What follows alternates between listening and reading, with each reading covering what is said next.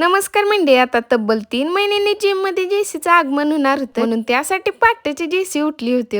मग उठलं, फ्रेश होऊन ब्लॅक कॉफी करून घेतली. तशी ब्लॅक कॉफी म्हणायला जेवढी चांगली वाटते तेवढी चवीला विचित्र लागते, पण प्याची सवय असली की काय वाटत नाही. मग आपली पटकन बॅग भरून घेतली आणि तवर घरातली बी उठली होती. त्यामुळे टीव्हीवर स्वामी समर्थांचं तारक मंत्र चालू होतं. आता ती कुणाकुणाच्या घरात सकाळ सकाळ पारचं लावलेलं असते ती कमेंट करून सांगा. असा अण्णा आवरत होता म्हणून म्हणलं तवर आपलं काम करावं. आवरल्यावर बाहेरून बघते तर पाऊस चालू. खरं बारीक होतं त्यामुळे तराड गेलो. म्हणलं आता एवढ्या दिवसाने जिम मध्ये एंट्री होणार म्हणल्यावर सरांची काय रिएक्शन असेल काय माहिती. पण इथं जेसीला टेन्शन आलतं बुट्टाचं. भले खोनपाड्यात कुणीतरी टाकला होता, खरं बॉक्स सरळ आहे म्हणल्यावर जीवात जीव आला. कारण की कोणतर कार्टायची बुट्ट सगळ्यांची विस्कटत असते.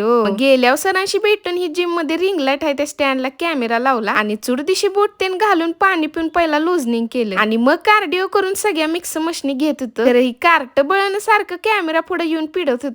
तसं काय काय मशनींना वापरताना त्रास होत होता एवढ्या दिवसांनी घेतल्यामुळे. पण पहिल्याच दिवशी लोड व्हायला नको म्हणून वजन बी कमी लावलं होतं. खरं जरा काय काय विसरली बी होती जेसी, पण सर्वात जास्त हाऊस बघत्या कार्डिओला रूम टू रूम रनिंग करून. त्यामुळे घाम लगेच येणं साहजिकच आहे. मग लास्टला स्ट्रेचिंग केलं आणि अन्नाचा वर्कआउट होस्तवर वजन चेक करावं म्हणलं. पण काय बी म्हणा, जिम चालू करायच्या अगोदर ज्या स्पीडनं वजन वाढत होतं ते आता 3 महिने जिम मधनं ब्रेक घेऊन बाहेरचं सारखं सारखं खाऊन सुद्धा एवढं वाढलं नव्हतं. त्यामुळे जेसी खुश होती. म्हणजे अन्नाचा बी वर्कआउट झाल्या गेलं की तरार. आणि तुम्ही बी तरार जाता जाता लाईक आणि सबस्क्राईबची बटन दाबून जावा.